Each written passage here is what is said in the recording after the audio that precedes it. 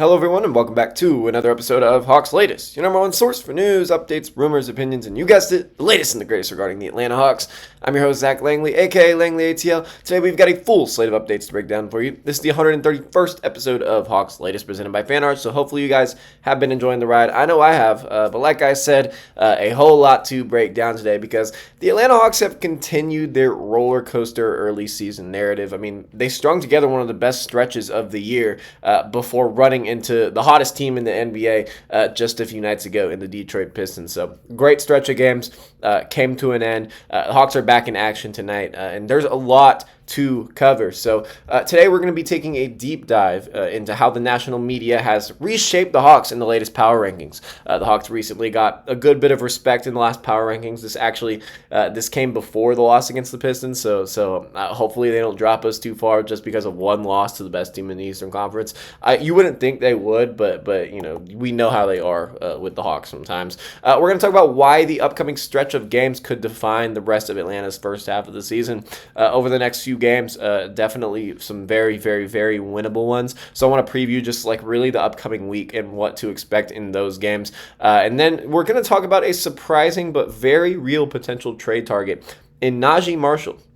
This is a guy, and contractually, and just his production on the court, it makes so much sense for the Hawks. So there's not really a bunch of smoke around this right now, but there is a lot of smoke around the Dallas Mavericks. And while they may not trade Anthony Davis, there's some other guys on short-term deals that they may want to go ahead and trade at their peak value. So that's something to really watch for, and I can't wait to break it all down in this episode. That's the third segment, so be sure to be tuned in for that. And finally, at the very end, it's Hawks game day. They're taking on the San Antonio Spurs tonight, so we're going to have a full breakdown of what to expect in that game. We're going to talk about potential matchups. We're going to talk about just really everything you need to know heading into tonight's game because it's going to be a fun one and it's a great opportunity for the Atlanta Hawks to get back on track against a Western Conference opponent. So we got a lot of ground to cover. So without further ado, let's waste no more time in the intro and get right into it and start with where the Hawks stand from a national perspective. We all know that Atlanta got a lot of respect this offseason. Just in terms of the moves they made, and there was a lot of reason to be excited about the Hawks. And the national media started to catch on. I mean, they started to really give Atlanta a lot of respect. They gave them, they ranked them at the top of the league in terms of just what they did in the offseason and said that they improved the most. And so, we've seen that so far, but, it hasn't been pretty all the way. Atlanta did hit a bit of a fork in the road against the Detroit Pistons, who, I mean, we got to be fair. They look like a legitimate powerhouse early in the season. I was actually pretty critical of the Pistons' moves this offseason. I thought that they didn't make all the necessary moves, especially they got their first taste of the playoffs in quite some time last year, and I thought they should have done more to improve. Because I didn't really like the moves they made this offseason. I didn't like the losing Tim Hardaway Jr. for them, and also not trying really hard to retain Malik Beasley. I also was not a huge fan of them bringing in Karis LeVert and who was the other? Oh, Duncan Robinson. Because while he's a good shooter to have around Cade, I mean, definitely really struggles on the defensive end. So I was very critical of their offseason. I don't think they made all the right moves, but they're proving me wrong because they have looked like the best team in the entire NBA. So outside of that loss, though. And first of all, it was a close loss. I mean, while the Hawks found themselves down 19 in that game, they did come all the way back. And so, I mean, this was a situation of, the Hawks, they played up to their competition. They haven't done the thing this season that we've known them to do where they play down to their competition and they play up to their competition. They've been giving everyone a fair fight, and Detroit was no different, but they just came up short. And that happens. That happens all the time. So, I mean, outside of that loss, though, I mean, the Hawks have been on one of the most impressive runs of any team in the entire NBA, not just the Eastern Conference. I mean, after spending much of the early season below 500 because, they got off to that little bit of a rough start, and then Trae Young went down, and so there was less time to focus on building on chemistry and more time to really just focus on coming together and being a defensive powerhouse and winning. They've been good. They've been really good. They rattled off 5 straight victories. A few against tough opponents, a few against pretty easy opponents. So it's good that they took care of business. It was actually this 5-game win streak. It included a perfect 4-0 run through their West Coast trip. And that first one before that West Coast trip came against another West Coast team, except it was at home. It was against the LA Lakers, Luka Doncic and the Lakers, where the Hawks just killed them. That was one of my favorite games I've been to in a long time, just considering who was out for Atlanta. But yeah, amazing stretch of games. Hawks fans should be proud of their guys. But that being said, this momentum, this dominance that they displayed over the course of like a week or two, people caught on. I mean, they may not be catching on for the right reasons, because a lot of the talk ever since Atlanta started winning this season was, okay, so this team is better without Trae Young. That's all we're going to talk about. We're not even going to give Jalen Johnson the respect. We're not going to talk about how good Nickeil Alexander-Walker's been on the offensive end. We're not going to talk about how Dyson Daniels has been doing stuff that goes beyond the box score. Of course they're not going to talk about that. They're not going to talk about Onyeka Okongwu is turning into one of the best stretch bigs in the entire NBA. Of course they're not going to talk about that. They want the attention grabbers. They want the headlines. And so, of course, they're going to be like, okay, so this Atlanta win streak, cool. But let's talk about why, because of this, they should move off of their star player. Because that makes sense, right? Atlanta can only have one star at a time. They can't have two. That would make them lose their minds. That aside, this momentum, this Hawks win streak created a very, very large jump this week across all major power ranking platforms. I mean, there's several power rankings, and we're going to talk about two of them. And Atlanta got some good respect, and I think both of them. I mean, one of them was definitely better than the others, and we're going to start with the better one. So ESPN put out their latest power rankings for the NBA, every NBA team this season. And in that, the Hawks rose from 16th all the way to 9th. So they're in the top 10. They cracked the top 10 for the first time this season, and it's probably the first time in quite some time that the Hawks have been looked at as one of the top 10 teams in the entire NBA. They had a writer who also writes, specifically for the Hawks, and he's been paying a good bit of attention to them this season. He specifically highlighted the emergence of Nickeil Alexander-Walker, who has been nothing short of essential since Trae Young went down with his MCL injury. I mean, he already, in the first few games of the season with Trae Young, he had a higher offensive load because, Atlanta was dealing with some other injuries. I know Reza Shea missed a few games early in the season, and so Nickeil kind of fit into that role, and he was being a very high-volume forward. And this time he's in a bit of a different role ever since Trae Young went down. I mean, he's playing the point guard. He's not playing as many point guard minutes, like official point guard minutes, as like a guy like Dyson Daniels or even a guy like Jalen Johnson, but he is getting the start at the one, which is kind of changing his shot volume, and it's changing the looks he gets late. His isolation game has looked really, really good, and it's been keeping Atlanta afloat. And I cannot overstate the impact that Nickeil has had. I'm waiting for my Nickeil jersey to come in because y'all are going to love seeing that back there. It's the Peachtree Nickeil jersey, and man, that's going to look good. I definitely wanted to get a Peachtree jersey of one of the new additions, and with the way Nickeil's been playing and with how reliable he's been, it was always going to be him. But the ESPN writer wrote, when the Hawks acquired Nickeil Alexander-Walker, they felt like they were adding a much-needed two-way versatility and an exceptional role player. They've gotten that and more so far, and the numbers support that.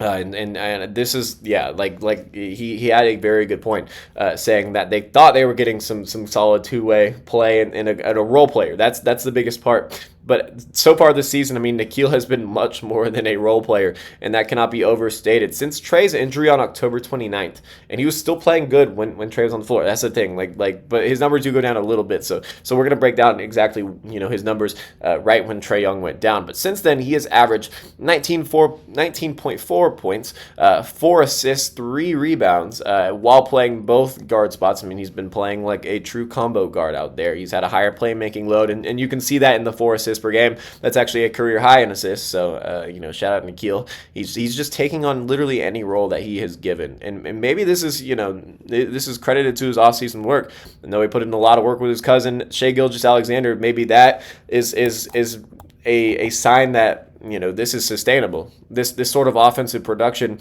is something that is just a part of Nickeil's game now. Maybe he's just turned into an elite two-way scorer. That would be incredible. I mean, Atlanta did not ask for all that, but they're getting all of that, and it has benefited them in several ways. He's really become Atlanta's most important player during late game stretches, and has stabilized the offense in a way that few expected. I mean, genuinely, when these teams break down Atlanta and then make them play the half court game, late in a game like we saw against the Detroit Pistons, Nikhil has kind of stepped in as that lead guard. I mean, Jalen has tried. He's really kind of struggled in that department. But Nikhil is kind of like our go-to bucket getter down the stretch. He looks great on his like hezzy pull-up. He's pulling from three with confidence. I mean, he's breaking down the defense, crossover, and then pull up. Kind of like DeJounte Murray did a few seasons ago, but this time we're getting some elite defense with it. So, I mean, yeah, he's been incredible. So now if we take a look at another set of power rankings, it's NBA.com, and this was they weren't as high on the Hawks, but they still showcased a leap. And so, just us improving in these categories is really everything you want to see, because respect is not given, it is earned. And so Atlanta is slowly earning that respect, and it's good to see them actually get a little bit of attention.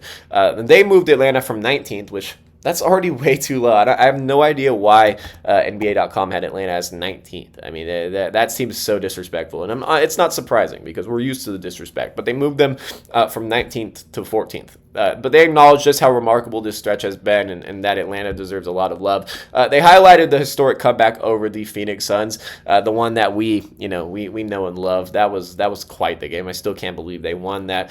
They said Atlanta had lost 135 straight games when trailing by 20 or more entering the fourth quarter, dating all the way back to 2017. Yet somehow, I mean, the Hawks outscored the Suns 38-15 in the final minutes. I mean, they scored like almost 50 points, I think, in that final quarter. And Nikhil Alexander-Walker outscored Phoenix by himself in crunch time. He had 26 points in that game, and 16 of them came in the fourth quarter. So just another example of Atlanta relying on Nah down the stretch, and it really paying off just because of how great his isolation game has been. He also mentioned, the NBA.com, not he. I don't remember the writer, if I'm being completely honest, of the NBA.com writer. Maybe it wasn't even just a specific guy, but they mentioned Atlanta's dominance in transition. Over the 5-game win streak, the Hawks outscored opponents in fast break points 117-44. That right there is a massive swing that reflects the improved emphasis on defense and getting out and running and decisive decision making in the open floor. I mean, Atlanta, it was known that we were going to be a fast team. We were a really fast team last year. It wasn't exactly sure how it was going to translate with like Porzingis and the new guys, but they have focused on making that a focal point. I mean, getting out in transition. I mean, beating your opponents down the floor. I mean, it was honestly why Atlanta lost against the Detroit Pistons, because that is part of their identity, and they weren't able to showcase that a lot because Detroit made it a half court versus half court game. Atlanta only had like 6, I think, transition points. It was only 6 fast break points against the Detroit Pistons, and that cannot happen. So, like I said, like Detroit, that game slowed things down, and so while that also slowed down like the national respect Atlanta's getting, they're still gaining respect. I mean, these leaps are remarkable, and Atlanta wasn't going to win every single game for the rest of the season, so it's good to see them get a little bit of respect. And if anything, the loss to Detroit does present a little bit of an opportunity for the Hawks. I mean, it's a chance to respond and validate that this rise wasn't a fluke, and that they deserve to be even higher, maybe even in the top like 6 or top 8 of the league. So now we're going to go ahead and move on. And so we know that the Hawks win streak came to an end because we've broke it down all the time. Literally ever since that Pistons game happened. I mean, just episode after episode, we have broken down what potentially caused that loss, and we know exactly all the little details about it. And it was a competitive finish against the Detroit Pistons. I mean, they weren't out of it for long. I mean, they really tried to get back into it, but unfortunately, it was too little too late. They extended their own unbelievable win streak to 11 straight wins, and Detroit is really setting the pace in the Eastern Conference. I mean, this is a team that looks like they are the best in the Eastern Conference. Now, it's very early in the season, and you can't really tell, but last year it was the Cleveland Cavaliers, and they ended up getting that 1 seed just because of how dominant they were in the early season. So, I mean, this stretch of game matters. And that's basically what I'm getting at in this segment. Atlanta saw firsthand just how disciplined a group can be, and how physicality often results in success. But there are teams that are called differently. I mean, that's just the truth of it. So, I mean, the upcoming question is really, how do the Hawks respond to this loss?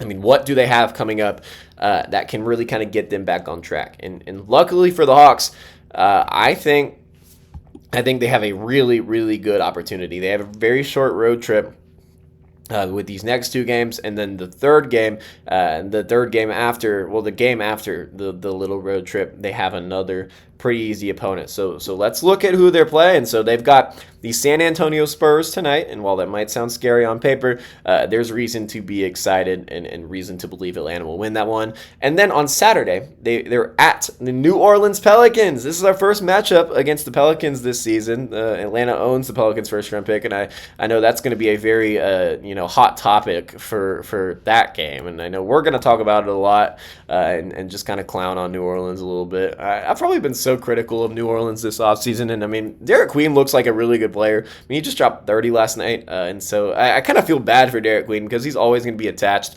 to that draft night trade, and it's unfair to him. But yeah, so Atlanta takes on the Pelicans on Saturday, and then they return home to face the Charlotte Hornets, and so you're looking at some potential wins there. I mean, this is absolutely a window that the Hawks must take advantage of. I mean, they cannot play down to their competition.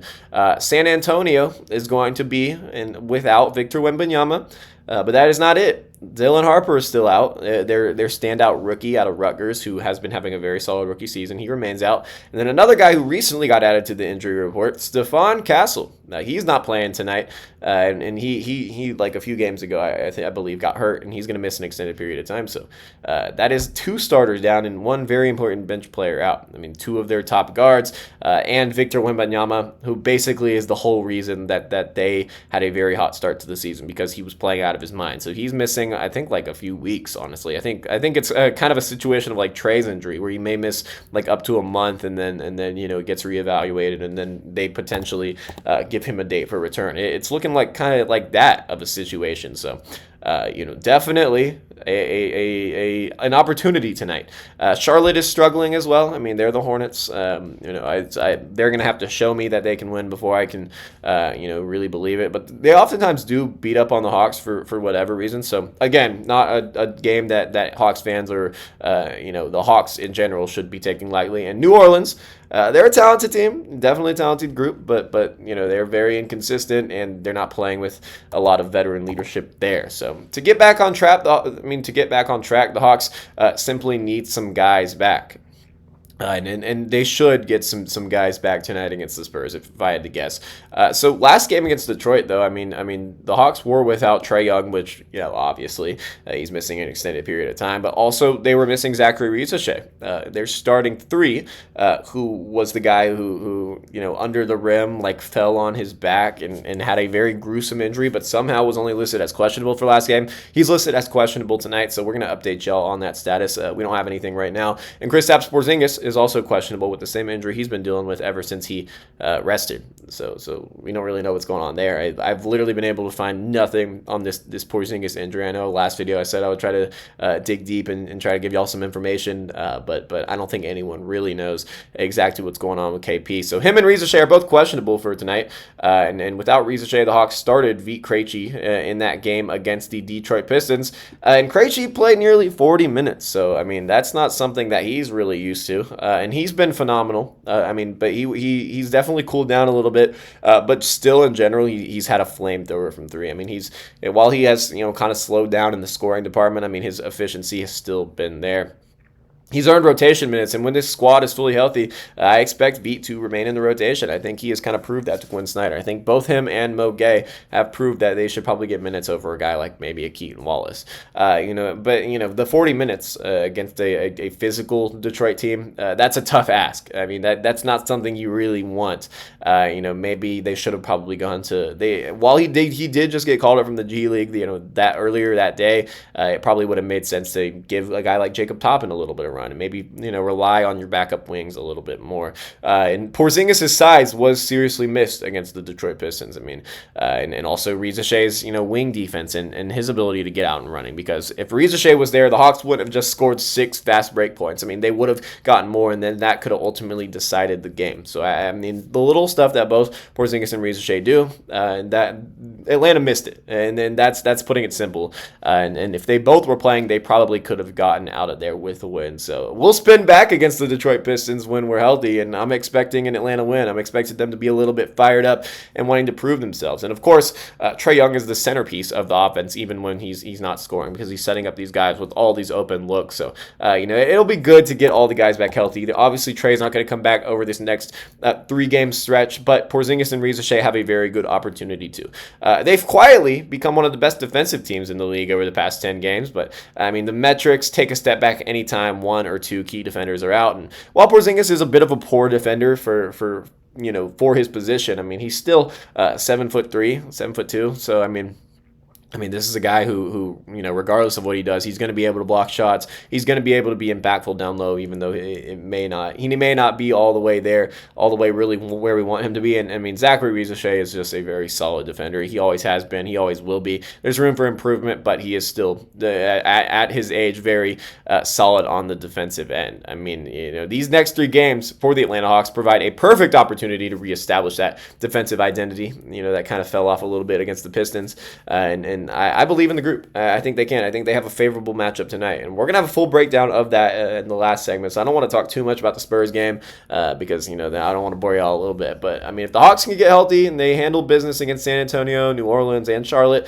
and those would be 3 important wins, and then that would put their record to 12-6. So, I mean, that is just perfect for building momentum in this Eastern Conference that's wide open. And then you just keep building this record up, and then Trae eventually returns, and then boom, you take off and you run away with the East. That's kind of the storyline I'm putting in my head right now. That's kind of what I believe will happen, but we'll see when we get there. So moving on to the storyline that has been kind of emerging around the league, the Dallas Mavericks have been the heart of the conversation, really just in NBA circles, just because of what they've done recently, what they've really done over the past year. As we all know, in February of this year, which was last NBA season, they traded Luka Doncic, which was one of the most puzzling moves in NBA history, probably the most unexpected trade or transaction, really, in NBA history. And I remember exactly where I was during that, when that all went down. I mean, that's going to be something that no one who remembers where they were, they're never going to forget it. I mean, it was ridiculous, and that was Nico Harrison who made that move. And the Mavericks in this season have fired Nico Harrison. Nico is no longer there, and honestly, I'm a bit surprised that they went ahead and did it. I know, he deserved to be fired, but I'm surprised he didn't at least stand on business a little bit more and let him give him the opportunity to work out his vision. Because now you're just accepting defeat, that you just lost your generational superstar for nothing. And so I can't even really say it's for nothing. I mean, they got Anthony Davis in return, and Anthony Davis is relevant in this topic that we're about to bring up. So stay tuned for that. But I mean, Dallas at some point may decide to enter sell mode. Maybe as the deadline approaches, and they still have a very poor record. I expect nearly every player outside of their rookie Cooper Flagg to be available. I mean, reportedly they're listening to offers for everyone. Now, however, I mean, Mark Cuban did say that the Mavericks weren't trading Anthony Davis. But Mark Cuban is not as much of a force in the Mavericks as he was a few years ago, so we don't really know what the situation there is. I mean, they have 2 interim GMs, I believe, and then obviously owner Patrick Dumont has quite the stay in the Mavericks organization. But I mean, it's going to be interesting to see who they really put on the trade block, and their record around February is going to be a massive aspect of that, of who they shop and who they put on the market. So most of the chatter obviously surrounds big names like Anthony Davis or Klay Thompson, but for the Hawks, none of those names really make a whole lot of sense. I mean, Anthony Davis is really good, but I don't really see why Atlanta would bring him in. Also, it'd be very expensive. I mean, Klay Thompson, maybe, but still, I mean, he's kind of washed. I mean, if we're being honest, Klay is not even close to the player that he once was. He's kind of taken a step off from basketball after he started dating Megan Thee Stallion, but that's a conversation for another day. There is, however, one name from the Dallas Mavericks who is very intriguing, and I definitely like as a trade target. I think this guy would make all the sense in the world for the Hawks if you evaluate their strengths and their weaknesses and their culture they're trying to build. Najee Marshall. And so that's a name that a good bit of y'all will probably know. But for those who are unfamiliar, I mean, Marshall is just an all-around stud. He's a physical wing defender, very tough physical wing, and he's very comfortable in the role as a backup wing. What is Atlanta lacking right now? backup wing depth. He's also not on a long-term contract or an expensive contract. He's making just $9 million for the next 2 seasons, and for his contributions, that is an absolute steal and something that Atlanta should really pounce on the opportunity to acquire. He's acquirable through one of Atlanta's existing trade exceptions. So they have that, I think, like a $12 million trade exception. And if Atlanta were to trade for Najee Marshall, this could literally just be like an example of us throwing in like a few second-round picks. Depending on where his value is and where the Mavericks are this season, and if they just want to get something out of him, I don't think it would cost a first. Maybe like a heavily protected first, I'd be willing to give up. But we don't have to give up a player for this because General Manager Anzi Saleh was a genius this offseason, and he left open a roster spot for maybe a situation like this. Maybe we could throw in like I don't even know, like a Keaton Wallace or something. Like Keaton Wallace and 2 second-round picks. That could maybe be something that would get the deal done. I mean, I know Dallas is looking for some more point guards. I know they're shopping D'Angelo Russell. Maybe something like that makes sense. I'm literally just coming up with that off the dome. But Najee really just fits both the financial and on-court needs of the Hawks. And he's a really good culture fit. At roughly 25 minutes per game, he's started a few. He's come off the bench in most for the Dallas Mavericks. Marshall is averaging 10.3 points, 4.3 rebounds, 2.4 assists on 48% shooting. So, I mean, those are all very solid numbers. The concern, though, is his three ball, and that's at just 26%, and that is not where you want it to be. But if he was in Atlanta, he'd be getting the best looks that he's ever gotten in his career, and the Hawks don't really need a whole lot more shooting. And as crazy as that is to say, I mean, they've got some absolute sharpshooters on this team, especially with the emergence of Jalen Johnson and Onyeka Okongwu as outside shooters. But what they do need is more, wing depth that can defend, more, just physicality. Someone who is going to not take shit, if we're being honest. Someone who can guard wings without committing early fouls. Najee fits that mold. I mean, Najee is such an impact player. He was when he was in New Orleans, and that's another guy who got away from the Pelicans.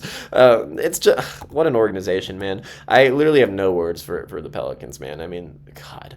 But yeah, I mean, Najee's a great player. He was great for the Pelicans. He's doing great for the Mavericks. And Atlanta, while Veit is very good, I mean, we might need a little bit of a tougher defender, and that's not saying to kick Veit out of the rotation because Veit absolutely deserves minutes with the Hawks, but just adding another body like that where we don't have to call up Jacob Toppin from the G League if one of our wings goes down, it just could make all the sense in the world. I mean, he could probably play 2 through 4, so that versatility off the bench as well is something that Atlanta could benefit from.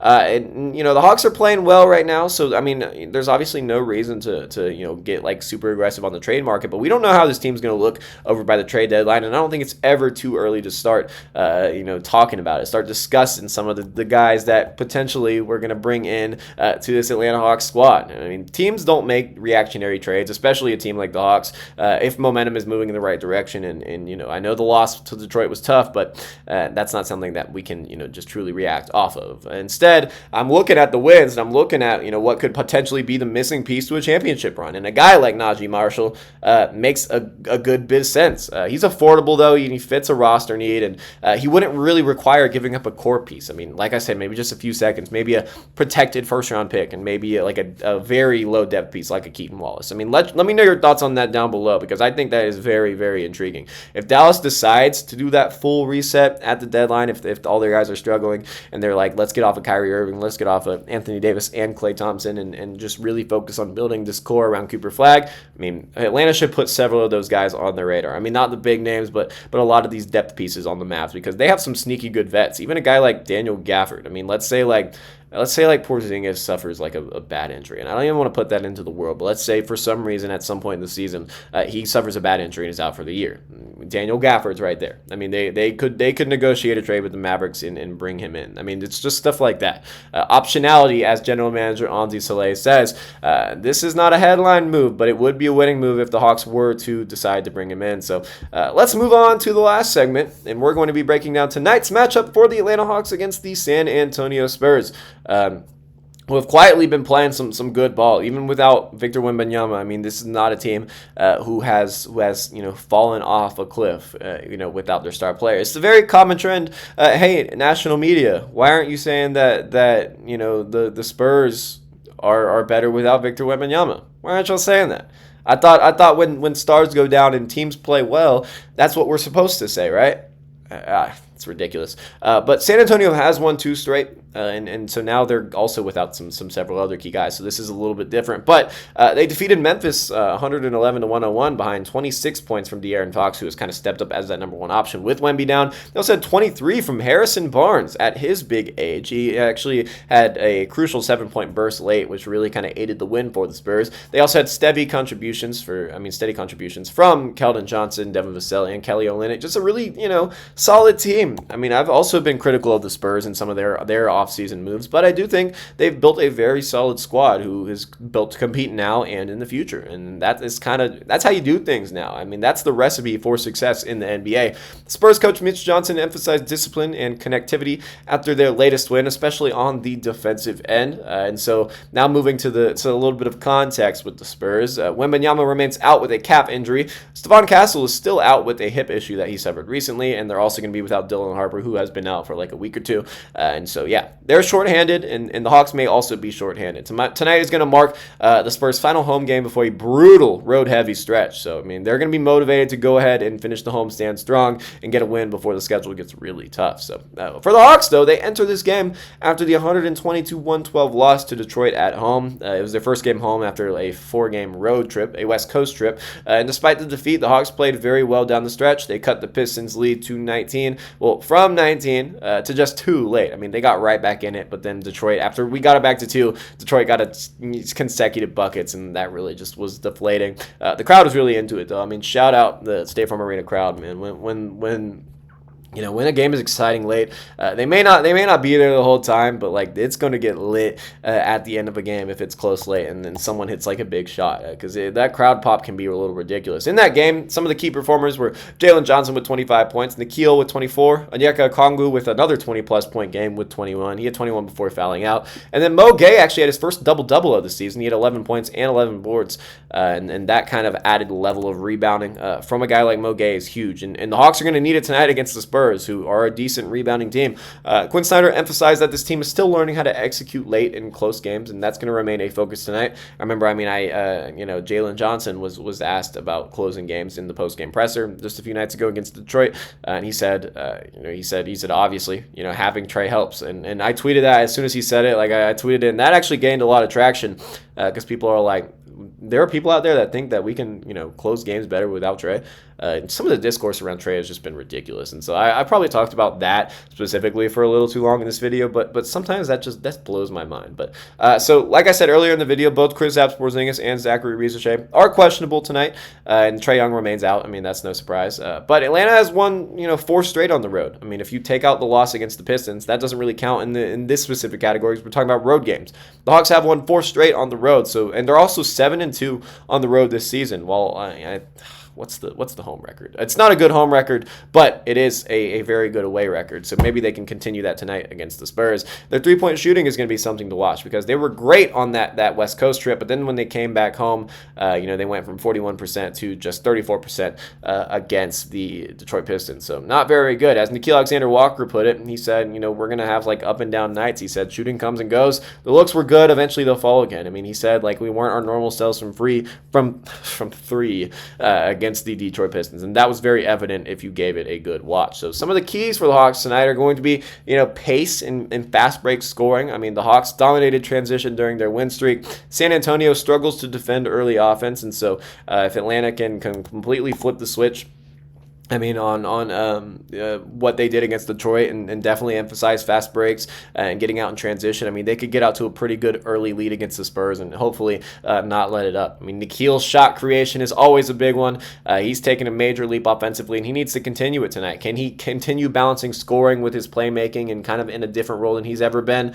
We also need, the bench rotation to step up a little bit against a Spurs team. I mean, there's injuries, so I mean, we're gonna, regardless of let's say Rizache and Porzingis are both out, which I don't necessarily think is going to be reality, but it could be. I mean, nothing would really surprise me at this point. I mean, we're going to need guys like Vit Krejci and Luke Kennard. We're going to need those sharpshooters off the bench. Well, if Risache is out, Krejci's probably going to start. But I mean, we're going to need big contribution from those guys. Maybe even like a Keaton Wallace, who's going to play a decent role. I mean, with the injuries in the guard room, they're also going to need to be physical. I mean, clearly a lot of these teams are benefiting off of Atlanta's lack of physicality, especially late in the stretch. So hopefully we can get that together and bring it all together and get a win. Because if the Hawks want to get back on track, tonight is the perfect chance against this shorthanded San Antonio Spurs team. So that's going to do it for today's episode. If the Hawks' momentum has seriously been one of the most exciting stories of the early season, and tonight they have a real opportunity to show that the Detroit loss was just a minor setback. So we're going to continue to track the power rankings, the injury updates, and trade developments, and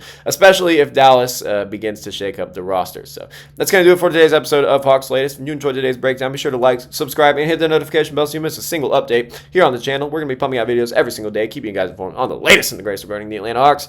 But let me know down below in the comments. I mean, what are your thoughts on the recent power rankings, both the ESPN and NBA.com? I think we got a good bit of deserved respect. Also, I mean, what are your thoughts on the next 3 games for the Atlanta Hawks, specifically the one tonight against the San Antonio Spurs? I mean, a great opportunity to go 3-0 in this stretch, build another little win streak before coming back home. I think we've got a great opportunity. And also, Najee Marshall as a trade candidate. I know that's probably a bit of an unexpected thing that we're talking about here, but I think it's a great opportunity. I think if that opportunity presents itself, Atlanta should capitalize, because I think this is a great wing. I think he would fit right into the defensive culture that we're trying to build, and also, I mean, we can work on getting his offensive game. But regardless, he's been putting up numbers despite the shooting struggles, and it's just early in the season, so I don't think this awful shooting is going to continue. So once again, thank you guys so much for watching. I'm Zach Langley, aka Langley ATL, and I will see you guys next time.